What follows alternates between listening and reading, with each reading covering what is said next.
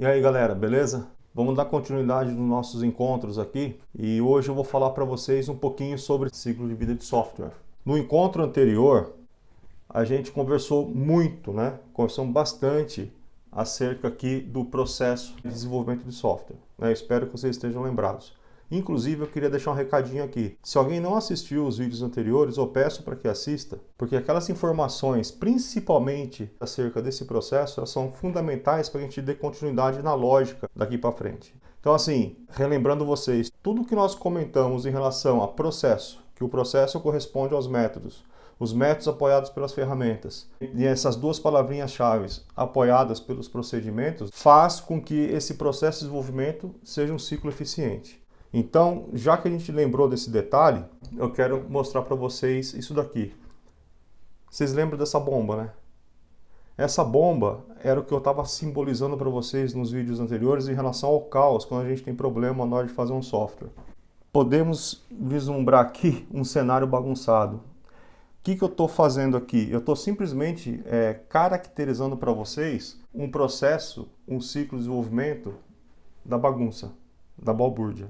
O que eu quero dizer com isso? É quando você não tem um método claramente definido. Então, tudo que a gente vem falando até agora é para a gente pensar numa maneira correta de fazer as coisas e evitar uma crise de software onde eu vá encadear em problemas aqui por meio de um processo bagunçado, beleza? Então é o seguinte, ó, pense o seguinte, balbúrdia, bagunça, balbúrdia, caos, entendem? A gente costuma brincar muito aí, que a gente fala que a informática tem uma sopa de letrinhas, né? Uma delas, a gente fala, tem BI, tem CRM, tem Data Warehouse, ITIL, COBIT, PMI, enfim.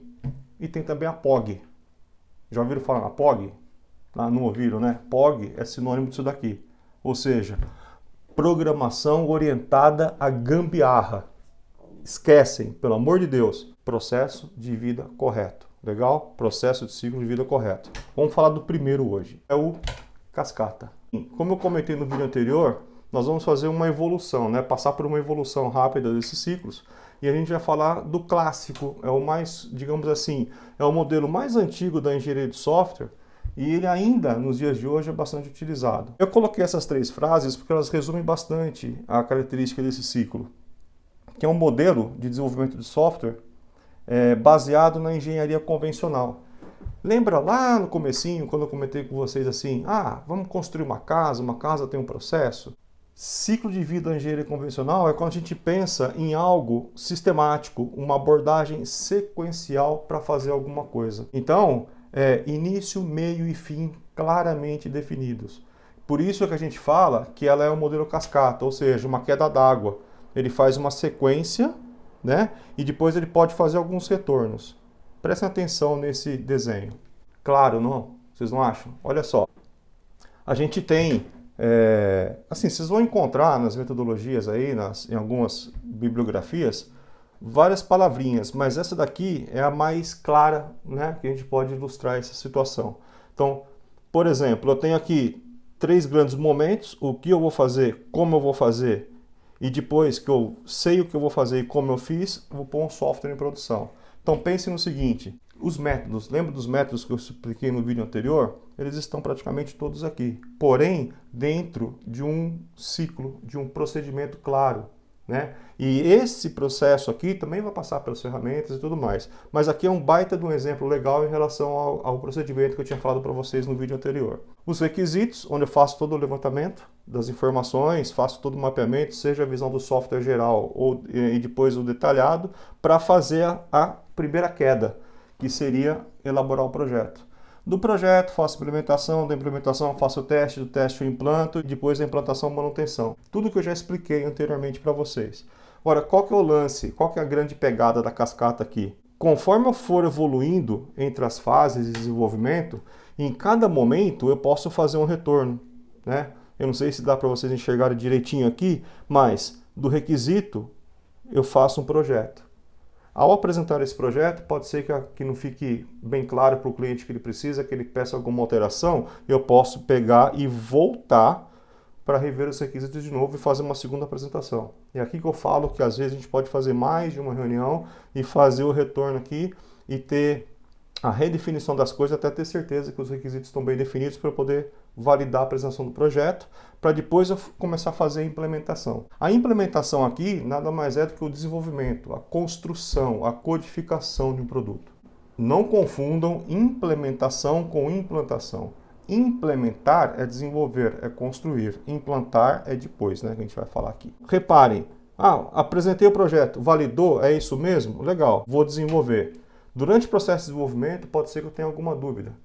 Caso eu tenha alguma dúvida, ou que se não ficou claro, de repente, algum detalhe aqui, eu posso voltar ou para rever o projeto, ou até mesmo, numa situação mais crítica, voltar para checar os requisitos e passar de novo pela fase. Então, vocês percebam que ela é sequencial e sistemática. Durante a implementação, eu posso estar fazendo o teste, ou depois que eu termino a implantação, eu faço um teste também, para depois fazer a implantação. Reparem que aqui no teste, pode ser que eu também tenha necessidade de voltar. Então, em qualquer momento, em qualquer fase que eu estou trabalhando aqui, pode ser que eu tenha a necessidade de voltar e esse modelo permite isso. Só um ponto de atenção que eu acho que vocês precisam ficar muito atentos aqui. É importantíssimo fazer todo o levantamento adequado, detalhado no começo, antes de começar a implementar, porque conforme eu for descendo nesse processo aqui, os retornos eles ficam mais custosos. Custosos no sentido de tempo, custosos no sentido de dinheiro também.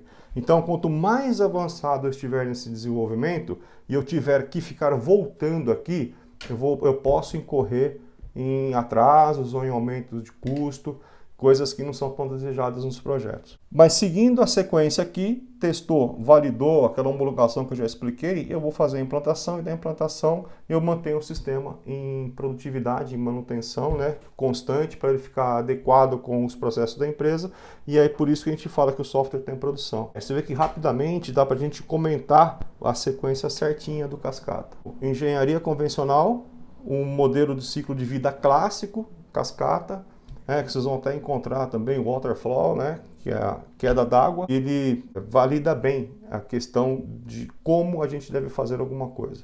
Legal? Beleza. Agora uns detalhezinhos aqui importantes. Pontos de atenção em relação a esse ciclo. Os projetos reais, ou seja, os projetos das empresas do dia a dia, eles raramente seguem um fluxo sequencial que esse modelo propõe. Por que a gente fala isso? Porque as empresas elas são dinâmicas. Dependendo do ramo de atividade dessa empresa, ela pode ter os seus processos alterados com uma certa frequência. E como vocês viram no exemplo anterior, ele é sequencial. Então essa sequência pode não ser exatamente o mesmo tempo que a empresa espera para que esse sistema seja entregue. Um outro ponto de atenção em relação a esse ciclo. No início dos levantamentos, ou seja, vou voltar aqui para vocês verem. Logo aqui no começo, é complicado, né? É difícil que o cliente consiga especificar todas as suas necessidades. E se ele não consegue fazer isso, ou a gente não consegue captar isso direitinho e avançar, eu posso incorrer nessa questão aqui, né, de incertezas natural no começo do projeto e ao desenvolver, chegando lá no final ter que voltar, fica mais caro, como eu comentei com vocês anteriormente. E um ponto que eu entendo que é o crucial aqui. Todo cliente ele tem uma certa ansiedade para receber o produto, uma necessidade de receber esse produto rápido. E nesse processo de desenvolvimento, como está escrito aqui, o cliente tem que ter paciência, né? Ou seja, uma versão executável do software, né, digamos assim, entre aspas, palpável, que ele vai ver algum resultado, vai ser numa fase adiantada já desse desenvolvimento. Então, por exemplo, se esse sistema for um projeto de 6 meses ou 1 ano, ele só vai conseguir ver alguma coisa lá no final. E esse final pode demorar. Então é uma característica do ciclo, é um ciclo seguro, mas é um ciclo demorado, né, do ponto de vista aí das tecnologias de hoje, se comparado com a necessidade das empresas. Então a gente tem que ficar atento aqui. Mesmo assim, né, mesmo sendo um ciclo que tem essa sequência possa gerar uma certa lentidão, ele é significativamente melhor do que aquela situação que nós comentamos agora há pouco, né? Que seria a programação orientada à gambiarra ou a balbúrdia sem controle nenhum. É difícil uma empresa ou uma área, né, uma empresa, alguém que vai desenvolver software, sair de um ambiente onde não tem padronização e já tentar buscar uma técnica de quarta geração, como a gente vai falar mais para frente. Então, o caminho natural seria a gente seguir um processo como esse para depois evoluir e gradativamente ganhar maturidade para poder seguir nos processos de desenvolvimento mais atualizados. Legal? Eu espero que vocês tenham conseguido visualizar de uma maneira assim simples, né, esse primeiro modelo, que ilustra já aquela questão dos métodos, ferramentas e procedimentos. E aí a gente vai mais para frente falar no próximo vídeo aí do modelo de prototipação, né, que é a evolução desse primeiro. Beleza, gente? Valeu aí, obrigado pela atenção. Um abraço.